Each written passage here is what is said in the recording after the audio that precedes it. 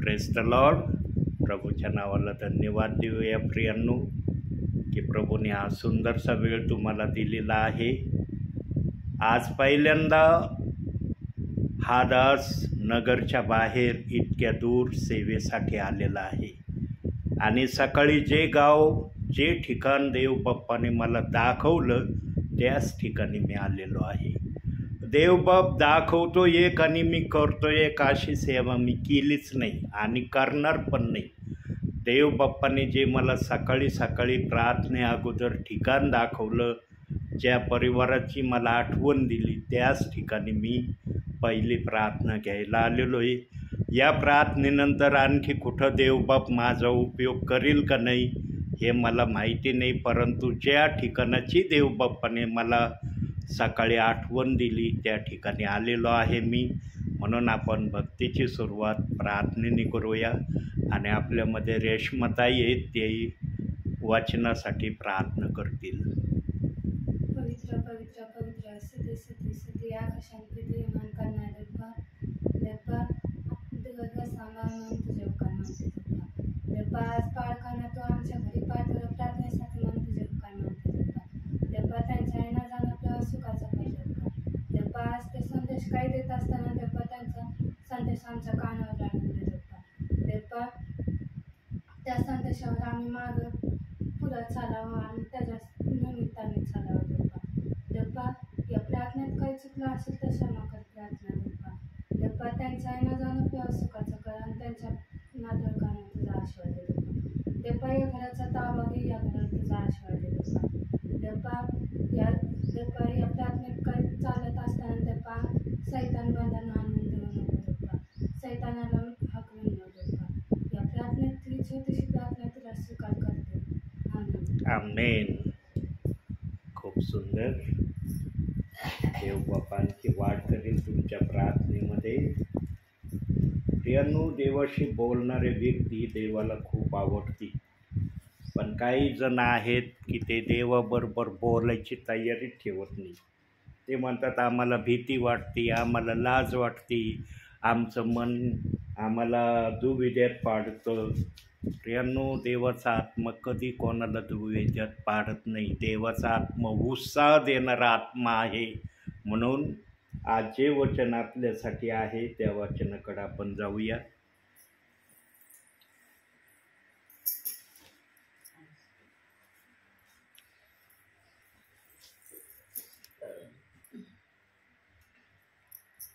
नीतिसूत्रे याचा 14वा अध्याय आणि 29वे वचन. प्रियांनो, मनुष्याच्या जीवनामध्ये मनुष्याला देवाने जे घडवले ना, सर्वांना एक प्रकारचं घडवलेलं नाही.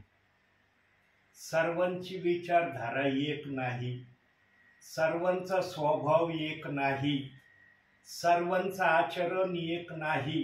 प्रत्येक जण प्रभूने घडवलेल्या हाताप्रमाणे आहे, परंतु त्याचं वागणं वेगवेगळ्या प्रकारचं आहे. आणि जे वागणं देव बाप्पाला आपल्या समयात मनुष्याविषयी दिसलं होतं, त्याच वागण्यावर त्या स्वभावावर आजचं वचन आपल्यासाठी आहे. काढूया आपण नीतिसूत्रे 14वा अध्याय 29वे वचन. तिथं एक शब्द दिलेला आहे, आपण वाचूया तो.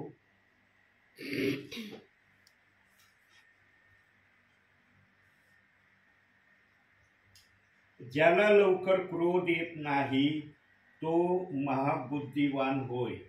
उतावळ्या स्वभावाचा माणूस मूर्खता प्रगट करतो. प्रियांनो, ख्रिस्तामध्ये राहत असताना होईल तेवढं सहन करण्याचा प्रयत्न करायचा, होईल तेवढं धीर धरण्याचा प्रयत्न करायचा, होईल तेवढं प्रभूच्या अनुशासनाप्रमाणे वागण्याची तयारी प्रभूला दाखवायची.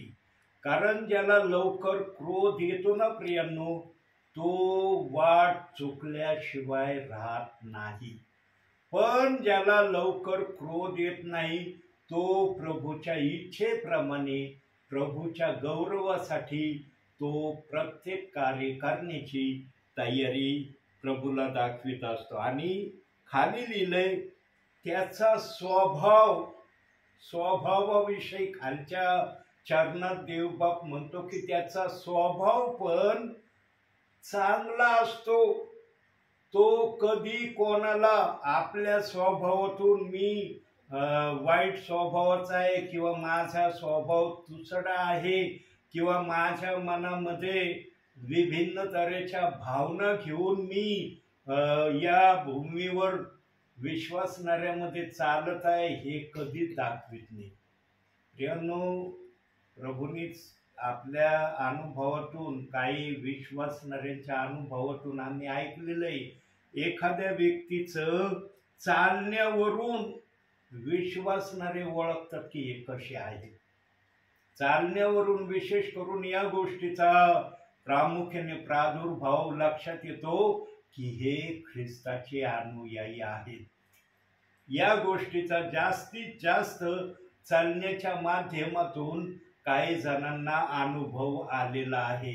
परंतु प्रियांनो, एवढ्याच एका अनुभवावर चालणारीची प्रक्रिया थांबत नाहीत. अनेक गोष्टी प्रत्येकाच्या चालण्यातून एकमेकाला समजतात आणि या गोष्टी ज्यांना समजतात ना त्यांच्यामध्ये पवित्र आत्मा आहे म्हणून समजतं.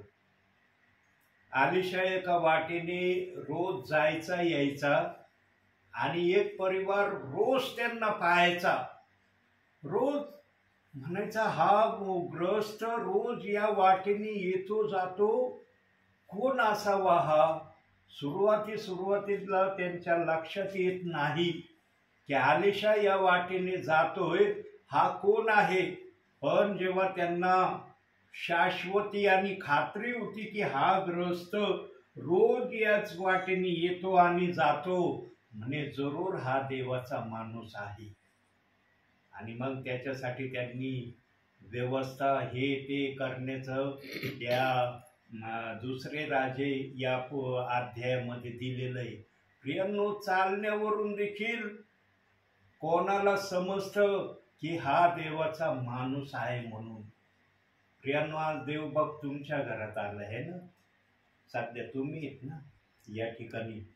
प्रियांनो, तुमचं पण वागणं देवामध्ये असं असलं पाहिजे की कमीत कमी तुमचं हे येरुशलेम आहे, हे येरुशलेम, या येरुशलेमकरांनी म्हटलं पाहिजे खरोखर हे ख्रिस्ताचे खरे अनुयायी आहेत. प्रियांनो, तोंडावर तर कोणी पण हाजी आजी आजी आजी केल्याशिवाय राहत नाही, पण माग दगलबाजी करणारे पण असतात. तोंडावर फार स्तुती करतात, पण जरासं त्यांच्यापासून दूर गेले की त्यांचीच निंदा करतात, असे पण काही जण असतात. म्हणून बायबलमध्ये एक वचन दिलेलं आहे, आपण पाहूया ते वचन.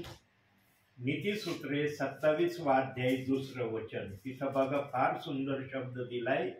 स्वमुखाने नव्हे तर इतरांनी, आपल्या तोंडाने नव्हे तर पारक्यांनी तुझी प्रशंसा करावी. हे जर ख्रिस्ती जीवन प्रत्येक विश्वासणाऱ्या ख्रिस्ती व्यक्तीने प्रभू समोर सादर करण्याची प्रक्रिया सुरू केली ना प्रियांनो, आज जो वचनाला दोष लावण्याची प्रक्रिया चाललेली आहे ती वचनाला दोष लावण्याची प्रक्रिया आपोआप बंद होईल. प्रियांनो, देवाच्या वचनाला आज काही जण सेवक, काही विश्वासणारे जे दोष लावित आहेत, निरनिराळ्या शंका मनामध्ये आणत आहेत, निरनिराळ्या विभिन्न तऱ्हेचे विचार त्यांनी प्रेषित 2:38 वचनाच्या प्रमाणावर आपल्या मनात तयार केलेत किंवा तयार करण्याच्या प्रयत्नात आहेत. अशी सर्व प्रक्रिया आपोआप बंद होईल. पण बहुसंख्य जण आपली स्तुती प्रशंसा आपल्याच मुखाने सांगण्याची प्रक्रिया आजही करत आहेत. हे काही जणांना दिसल्याशिवाय राहत नाही. त्यांनो, कधी आपली स्तुती करू नका. आणि जर तुमच्यामध्ये पवित्र आत्मा आहे तर तो पवित्र आत्मा अनुशासनाचा आत्मा आहे, धैर्याचा आत्मा आहे, सामर्थ्याचा आत्मा आहे, प्रीतीचा आत्मा आहे, तो असा दुसरा कोणताही आत्मा नाही. प्रियांनो, प्रभूमध्ये वाढायचं असेल तर वचनामध्ये राहण्याशिवाय वाढण्याचा दुसरा पर्याय किंवा रस्ता कोणताच नाही. म्हणून आपला स्वभाव आम्ही नेहमी प्रभूला आवडणारा असा ठेवण्यासाठी आम्हाला काही गोष्टी करणं गरजेचं आहे. तर त्यातली पहिली गोष्ट आपण पाहूया. नीतिसूत्रे 14वा अध्याय 16वं वचन.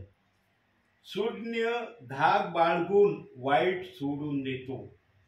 प्रियांनो, जो पण प्रभूमध्ये येण्याअगोदरच प्रभू बोलत आहे. कोणीच चांगलं नसतं. प्रभू मध्ये आल्यावर प्रत्येक जण चांगलं बनण्याचा प्रयत्न करतो. कोणाला किती चांगलं बनवायचं हे प्रत्येक जण त्याच्या वागण्यावरून, त्याच्या बोलण्यावरून, त्याच्या करण्यावरून देव बाप्पाला ते सिद्ध करून दाखवतो. म्हणून देव बाप्पाने 30 पट, 60 पट, 100 पट या 3 प्रकारच्या गोष्टी ठेवल्यात. तसं प्रभूमध्ये आल्यावर आम्हाला 30 पटीचं चांगलं बनायचं का 60 पटीचं चांगलं बनायचं का 100 पैकी 100 पटीचं चांगलं बनायचं, हे देव बाप्पाने प्रत्येक विश्वासणाऱ्याच्या वागण्यावर, प्रत्येक सेवकाच्या कृतीवर हे अवलंबून ठेवलेलं आहे. इथं मात्र देवबाप कोणाला जबरदस्ती करत नाही. पण देवबाप जो पण प्रभूकडे येतो त्याला उत्तमातलं उत्तम देण्याची प्रभू तयारी ठेवतो. आताच तुम्ही प्रार्थनेच्या अगोदर तुम्हीच सांगितलं की देव बाप्पाने आम्हाला हे सर्व काही दिलेलं आहे. नंतर आमची पूर्वीची परिस्थिती काय होती ही आम्हाला चांगली माहिती आहे. प्रियांनो, देवबाप जे अडचणीत आहेत, दुःखात आहेत, पेचात आहेत, संकटात आहेत, विचारात आहेत, त्यांना योग्य ती शांती देणारा आमचा प्रभू आहे. फक्त आम्ही त्याच्याकडे आत्म्याने आणि खरेपणाने आलं पाहिजे आणि देवाला जे आवडतं ते करण्याची आमच्यामध्ये नेहमी तयारी असली पाहिजे. जर आम्ही एवढी प्रक्रिया देव बाप्पाला दाखवली ना प्रियांनो, देव बाप आम्हाला चांगल्यातले चांगले आशीर्वाद दिल्याशिवाय राहत नाही. म्हणून आणखी एका गोष्टीकडे आपण जाऊया. नीतिसूत्रातूनच काढूया आपण 14वा अध्याय आणि 31व्या वचनामध्ये पण एक फार सुंदरशी गोष्ट देवबाप बोलला आहे. जो गरीबाला छळीतो तो आपल्या उत्पन्नकर्त्याचा अवमान करीतो. प्रियांनो, व्यवहारामध्ये जेव्हा आम्ही वागतो जगामध्ये, तेव्हा आम्हाला बहुसंख्य ठिकाणी असं दिसलेलं आहे आणि दिसून आलेलं आहे की जे गरीब असतात ना त्यांना त्रास देणारे कुणी ना कुणी असतं. गरीबाला त्रास दिल्याशिवाय कुणी राहत नाही. मग गरीबाला त्रास देणारे त्यांच्या भागातले असू शकतात, बाहेरचे असू शकतात, पण गरीबाला दुःख देणारे एक ना एक असतं. हे या वचनातून देवबाप दाखवतो. आणि जे गरीब असतात ना प्रियांनो, ते जास्तीत जास्त सहन करण्याच्या प्रक्रियेमध्ये स्वतःला प्रत्येक वेळेला ठेवण्याचा प्रयत्न करतात. पण हे कोणाला जास्त सहन करणं शक्य होतं, जे प्रभू येशू ख्रिस्तामध्ये आहेत त्यांना या गोष्टी सहन करण्यामध्ये जास्तीत जास्त सामर्थ्य मिळतं. का मिळतं? कारण ते प्रभूच्या वचनाप्रमाणे स्वतःला प्रभू समोर नेहमी सादर करण्याचा प्रयत्न करतात.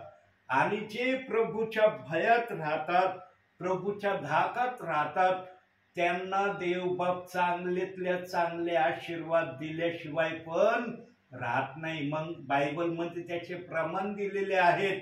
मत्थ्याचा 5वा अध्याय 10-11 वचन याच गोष्टीला अनुषंगून आहे. 1 पेत्र 4 अध्याय 14 वचनात पण याच विषयाला अनुषंगून देव बाप्पाने त्या ठिकाणी वचन ठेवलेले आहेत. प्रियांनो, जो प्रभूसाठी काही सहन करीन ना या ठिकाणी, त्याला वरती चांगल्यातलं चांगलं बक्षीस प्रभूकडून मिळणार आहे. सांगा, कोणाला बक्षिसाची अपेक्षा नाही आज? कोण म्हणन का असं मला बक्षीस नकोय? आम्ही या पृथ्वीवर राहतो, इथं आम्हाला बक्षिसाची अपेक्षा आहे. वरचं बक्षिसाची अपेक्षा तर तिथं गेल्यावर आहे, पण इथं देखील आम्ही सन्मानाने, आदराने, आदर्शाने जगासमोर, लोकांसमोर आमचा कित्ता असावा, ही सर्वात मोठी अपेक्षा आज प्रत्येकाची आहे. स्त्री वर्गाची हीच अपेक्षा आहे आणि पुरुष वर्गाची पण हीच अपेक्षा आहे. पण ही अपेक्षा केव्हा पूर्ण होईल? जेव्हा आम्ही प्रभूच्या सांगण्याप्रमाणे, प्रभूच्या वागण्याप्रमाणे, प्रभूच्या कृतीप्रमाणे स्वतःला प्रभू समोर सादर करू, तेव्हा प्रभू आम्हाला आमच्या मनात ज्या इच्छा आहेत त्या इच्छेप्रमाणे तो आमचं करील. म्हणून याकोब 4 अध्याय 10व्या वचनात सांगितलंय, प्रभू समोर नम्र व्हा, म्हणजे तो तुम्हाला उंच करील. प्रियांनो, प्रभू समोर नम्र व्हायला कोणाला आवडणार नाही? आहे का कुणी असं म्हणणारा की मला प्रभू समोर नम्र नाही व्हायचं, मला प्रभूच्या इच्छेप्रमाणे वागायचं नाही, प्रभूच्या सांगण्याप्रमाणे करायचं नाही? प्रियांनो, आज ज्याला त्याला प्रभूच्या इच्छेप्रमाणे करण्याची प्रक्रिया प्रत्येकाच्या हृदयात, प्रत्येकाच्या मनात आहे. परंतु प्रियांनो, आज जे कुणी बायबलच्या वचनाला दोष देत आहेत, प्रियांनो, त्यांच्या बाबतीत प्रभू थोडासा का होईना मनामध्ये नाराजीच्या स्वराने त्यांच्याकडे पाहत आहे.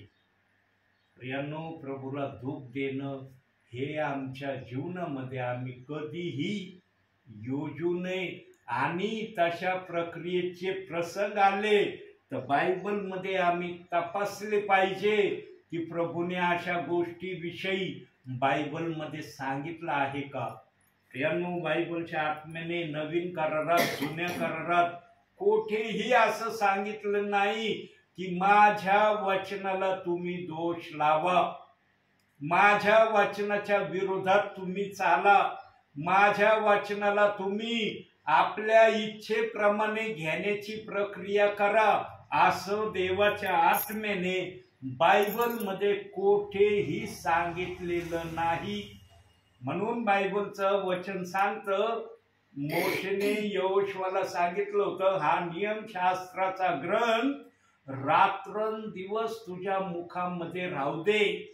यात जे काही सांगितलं आहे त्याप्रमाणे करण्याची, वागण्याची, बोलण्याची, राहण्याची प्रक्रिया तू प्रभू समोर करत राहा. आणि प्रभूच्या इच्छेप्रमाणे जर तू प्रभू समोर सर्व गोष्टी करणारा प्रभूला तू दिसला, तर तुझा जो जीवनाचा मार्ग आहे तो यशस्वी होईल आणि तुझ्या जीवनामध्ये तुला कशाचीही देवबाप कधीही कमतरता भासू देणार नाही. प्रियांनो, आमचा देव उदंड हाताने देणारा देव आहे. फक्त आम्ही अनुभव घेतला पाहिजे की आमचा देव आम्हाला खरोखर उदंड हाताने देण्याची इच्छा ठेवतो का? जे त्याच्या नियमाप्रमाणे, त्याच्या आज्ञेप्रमाणे करण्यासाठी स्वतःला नेहमी प्रभू समोर सादर करतात, त्यांना उत्तमातलं उत्तम तो दिल्याशिवाय राहत नाही. म्हणून शेवटी एक वचन आपण बघू आणि मग या ठिकाणी मी थांबतो. नीतिसूत्राच्याच पुस्तकातून आहे ते वचन, 14व्या अध्यायातून आहे आणि 15वं वचन आहे. भोळा प्रत्येक शब्दावर विश्वास ठेवतो. प्रियांनो, भोळ्या व्यक्तीची खरंच स्वभाव धारा ही नेहमी भोळी असते. तो कोणत्याही गोष्टीवर सांगणाऱ्याचा विश्वास ठेवतो आणि त्याला असं वाटतं मनामध्ये की मी जे काय ऐकतोय ते 100% खरं ऐकतोय. प्रियांनो, भोळा कधी संशयाने कोणत्या विचाराला घेत नाही. भोळा कधी अपशब्दाच्या मार्गाने चालण्याची प्रक्रिया कोणाला आपल्या कृतीतून दाखवित नाही. भोळ्याचं आचरण हे नेहमी सर्वांबरोबर एक सारखं असतं. तो तोंड पाहून वागत नाही, याच्याबरोबर असं वागायचं आणि त्याच्याबरोबर तसं वागायचं. एक समान त्याचं वागणं असतं आणि तो जे काही ऐकतो ना त्याच्यावर तो 100% विश्वास ठेवणारा असतो. अविश्वासी मन भोळ्या व्यक्तीचं कधीच नसतं प्रियांनो. म्हणून बायबलमध्ये देवाच्या आत्म्याने भोळ्या व्यक्तींना सांगितलंय, तुम्ही आपले भोळेपणा सोडून द्या आणि चांगलं काय वाईट काय हे समजण्याची तुम्ही तयारी करा. कारण प्रियांनो, देव बाप्पाला पण भोळे व्यक्ती योग्य त्या रीतीने माझ्या समोर आले पाहिजे हे देव बाप्पाला त्या ठिकाणी प्रगट करायचं आहे. कारण जगामध्ये तुम्हाला क्लेश होतील, निंदा होईल, अपमान होईल, छळ होईल, तुमच्या विरुद्ध नाना प्रकारच्या गोष्टी बोलल्या जातील. तुम्हाला संशयाची व्यक्ती कदाचित कुणी आपल्या मनामध्ये धरील, काही पण होऊ शकतं. या प्रक्रियेतून भोळ्याने सुखरूपपणे बाहेर निघावं म्हणून देवबाप्पाने वचन दिलेलं आहे, अहो भोळ्यांनो तुम्ही शहाणे व्हा. प्रियांनो, देवबाप्पाला सर्वांची काळजी आहे. शहाण्या व्यक्तींची काळजी आहे, कमजोर मनाच्या व्यक्तीची पण काळजी आहे, जे प्रभूच्या मार्गामध्ये नीटनेटके चालत नाही त्याची पण काळजी आहे. देव बाप्पाला कोणत्या गोष्टीची काळजी नाही असा शब्दच नाहीये प्रियांनो. स्वर्गामध्ये आमचा प्रभू आसनावर बसलेला आहे, पण त्याचं लक्ष सर्व पृथ्वीवर राहणाऱ्या आमच्या प्रियजनांकडे, सेवकांकडे तो एक सारखं पाहतो. म्हणून नीतिसूत्रे 15:3 मध्ये प्रभू बोललेला आहे, परमेश्वराचे नेत्र सर्वांना पाहतात. परमेश्वराचे नेत्र बरे वाईट हे सर्व काही तपासतात. अशा अनुषंगाचं त्या ठिकाणी देव बाप्पाने वचन ठेवलेलं आहे. म्हणून प्रियांनो, आज जवळजवळ 11 महिन्यानंतर देव बाप्पाने पहिल्या वेळेस मला जे सेवेला बाहेर जाण्यासाठी प्रेरणा दिली ते ठिकाण तुमचं पहिलं आहे. म्हणून तुम्ही फार आशीर्वादित प्रियजन आहात. प्रियांनो, तुम्ही एवढं काम करत होते. एखादे जर असते ना दुसऱ्या बहिणी, मी रिअल खरं सांगणारं सेवक आहे. लोक खोटं बोलायला घाबरत नाही, मी खरं बोलायला कधी घाबरत नाही.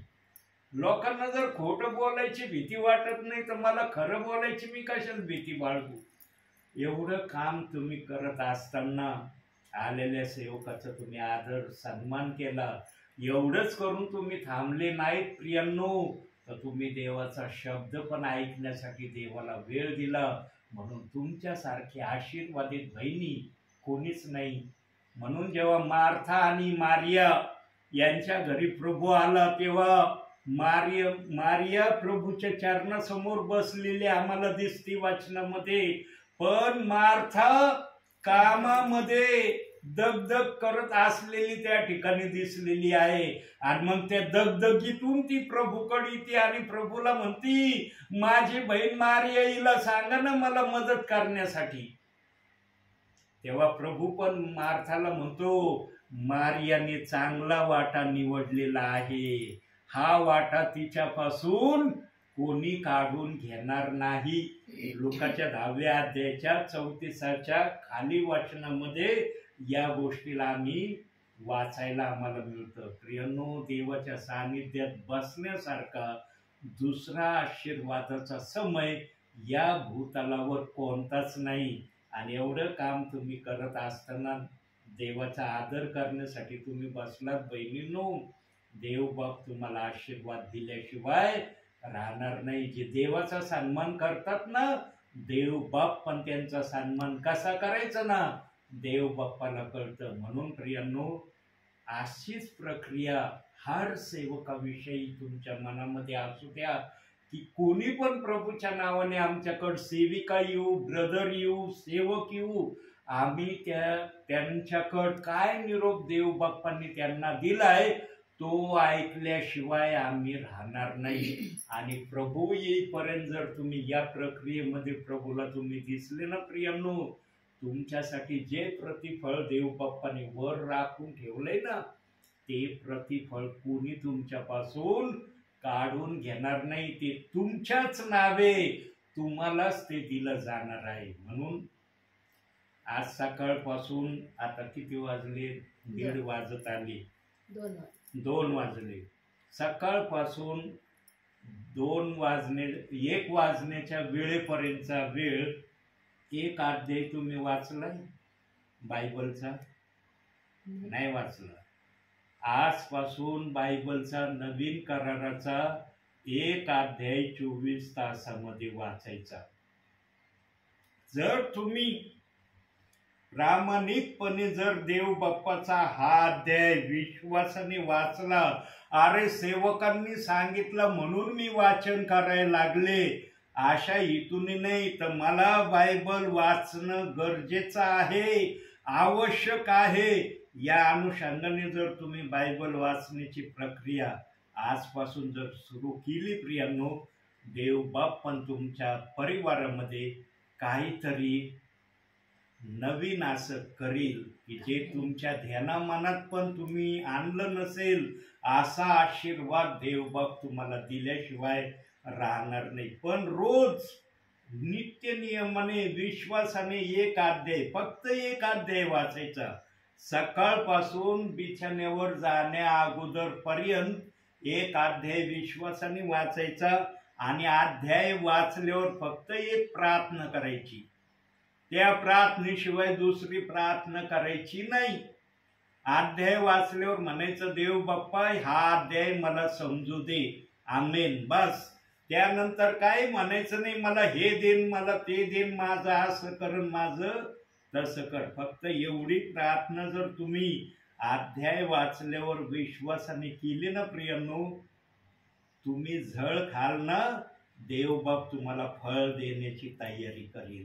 आणि देवबाप ज्या फळाची तयारी करील ते फळ तुम्हाला मिळाल्याशिवाय राहणार नाही.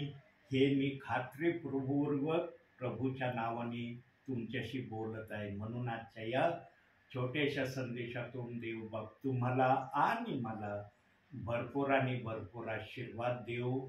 आमेन. बंद करा.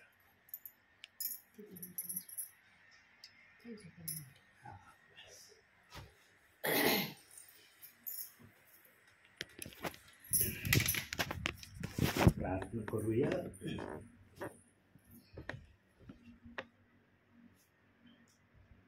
स्वर्गीय बापा, तुझ्या नावाला धन्यवाद देतो, तुझ्या नावाला उंचावतो. मान, महिमा, गौरव, सन्मान, स्तुती सर्व माझ्या बापा तुझ्या पवित्र नावाला देतो. तुझा जय जयकार करतो, तुला उंचावितो, तुला स्तवितो माझ्या बापा. तुला आभार प्रदर्शनाचा, उपकार स्तुतीचा यज्ञ मी अर्पण करतो माझ्या बापा. स्वर्गीय बापा, आज अशा प्रकारे तू आपल्या दासाला या ठिकाणी पहिल्यांदाच 11 महिन्यानंतर पहिल्यांदाच माझ्या बापा ज्या परिवाराची मला तू आठवण दिली, ज्या परिवाराकडे जाण्याविषयी तू माझ्या मनामध्ये प्रेरणा टाकली, तो परिवार गायकवाड आहे. फार आशीर्वादित हा परिवार आहे माझ्या बापा, की यांची तू आठवण केली माझ्या बापा. माझ्याजवळ असंख्य परिवार आहेत माझ्या बापा. या रोडला ज्या पण रोडनी मी जाईल त्या रोडला माझे प्रत्येक ठिकाणी विश्वासणारे आहे. पुणे हायवेवर आहेत, सोलापूर हायवेवर आहेत, पाथर्डी हायवेवर आहेत, औरंगाबाद हायवेवर आहे आणि मनमाड हायवेवर पण आहेत. असा एकही हायवे नाही माझ्या बापा की ज्या ठिकाणी या दासाचे परिवार नाही. प्रत्येक गावामध्ये एक तरी परिवार तुम्हाला दिलेला आहे माझ्या बापा. पण आज ज्या परिवाराची तुम्हाला प्रेरणा आठवण दिली त्या परिवाराचं नाव तुम्हाला सकाळी दाखवलं आणि तुझ्या दासाला जे तू दाखवलं, तुझा दास तुझ्या समोर जोपर्यंत नम्रतेने तुझ्या इच्छेप्रमाणे चलेल तोपर्यंत तू त्याला आपल्या मनातल्या गोष्टी सांगितल्याशिवाय राहणार नाही. आणि ज्या परिवाराला तू आज मला दाखवलं तिथंच माझ्या बापा आज तू वचनातून जे काही बोललेलं आहे ते सर्व काही मोबाईलमध्ये रेकॉर्डिंग झालेलं आहे आणि ही रेकॉर्डिंग संपूर्ण महाराष्ट्र पाहणार आहे. ही रेकॉर्डिंग फक्त या परिवारासाठी किंवा माझ्यासाठी मर्यादित अशी नाही, पूर्ण महाराष्ट्र ही रेकॉर्डिंग पाहणार आहे. स्वर्गीच्या देवा, या परिवारासाठी प्रार्थना करतो. या परिवारामध्ये काहीतरी प्रभू अद्भुत असं कार्य तू कर, अद्भुत असा चमत्कार या परिवारामध्ये तू कर माझ्या बापा. स्वर्गीच्या देवा, जे तुझ्याशी विश्वासू प्रामाणिक नम्र राहतात त्यांना उत्तम देणारा तू प्रभू आहे. हे या परिवाराला तू काही अंशी दाखवलं आहे, करून तू यांच्यामध्ये प्रक्रिया व्यक्त केलेली आहे. पण अजूनही या परिवारामध्ये काही गोष्टी होणं गरजेचं आहे, ज्या होण्यासाठी स्वर्गीच्या देवा कदाचित हे प्रियजन तुझ्याकडं प्रार्थनाही करत असतील. प्रभू, यांच्या ज्या काही प्रार्थना असतील, ज्या काही विनंत्या हे तुला करत असतील माझ्या बापा, त्या सर्व प्रार्थना विनंत्या यांच्या तू मान्य कर. आणि स्वर्गीय बापा, यांना योग्य ते जे ते तुझ्याकडे मागत आहेत ते दिल्याशिवाय यांना राहू नको. प्रभूची शांती या जागेत राहू. या घरातल्या तेला मिठा पिठाला आणि सर्व वस्तूंना तू आशीर्वाद दे माझ्या बापा. या घराच्या सभोवती तुझे दूत यांच्या रक्षणासाठी सदैव तू उभे कर अशी ही प्रार्थना करतो. बंधू आज ज्या ठिकाणी कामावर आहेत माझ्या बापा, त्या ठिकाणी त्यांना तू सहाय्यता कर. स्वर्गीय बापा, त्यांचा मुलगा पण ज्या पण ठिकाणी कामाला गेले आहेत त्या ठिकाणी त्यांना पण तू सहाय्यता कर, मदत कर, आशीर्वाद दे माझ्या बापा. धन्य या बहिणी आहेत माझ्या बापा, यांनी तुझ्यासाठी वेळ दिला माझ्या बापा. दुसऱ्या जर बहिणी असत्या तर कदाचित 2 शब्दाच्या प्रार्थनेने सेवकाला काढतं केलं असतं. पण या बहिणीच्या मनामध्ये जो आत्मा कार्य करत आहे तो आत्मा प्रीतीचा आत्मा आहे, संयमाचा आत्मा आहे, धीराचा आत्मा आहे. म्हणून कामाला बाजूला ठेवून यांनी जर तुला वेळ दिलेला आहे माझ्या बापा, तर आमच्या या बहिणींना तो आशीर्वादानं भर अशी मी तुला विनंती करतो. इथपर्यंत तुम्हाला सहाय्य केलं यासाठी धन्यवाद. मान सन्मान गौरव सर्व माझ्या बापा मी तुला देतो. धन्य तारणारा प्रभू येशू ख्रिस्त याच्या प्रिय आणि गोड नावानं मागतो म्हणून तो ऐक माझ्या बापा. आमेन. हे आमच्या स्वर्गातील बापा, तुझे नाव तुझे राजे, तुझे स्वर्गात तसे पृथ्वीवर, तुझ्या इच्छेप्रमाणे जशी आम्ही आमच्याकडून क्षमा करतो तशीच तू आमच्या सर्वांची क्षमा कर. आणि आम्हाला परीक्षेत नको, तर आम्हाला स्वतःपासून सोडव, कारण की राज्य समाधान गौरव ही सर्व काळ तुझे आहे. आमेन. प्रभू येशू रक्त की जय, प्रभू येशू रक्त की जय, प्रभू येशू रक्ताचा जय जयकार असो. आमेन.